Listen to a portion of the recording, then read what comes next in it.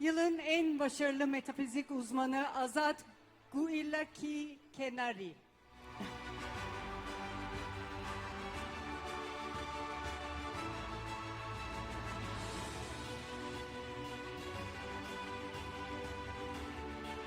Hoş geldiniz.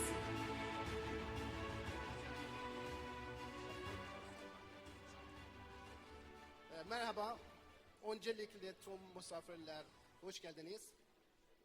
Bu ödülü bana layık gören Türk halkına teşekkür ederim.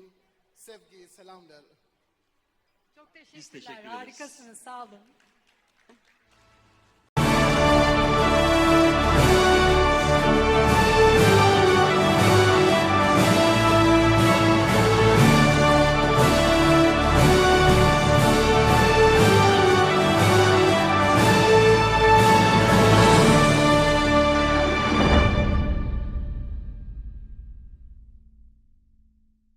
Merhaba, hoş geldiniz. Nasılsınız? Çok teşekkürler. Ödül gecemizi nasıl buldunuz? Ödül aldınız, duygularınızı, düşüncelerinizi. شب مراسمون چطور دیدین؟ امشب جایزه گرفتین. خوشحال هستین از جایزه گرفتین؟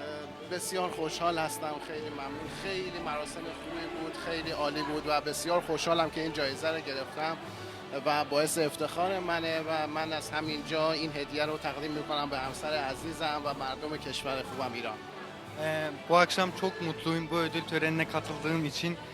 Bu ödülü bana layık gören herkese çok teşekkür ediyorum.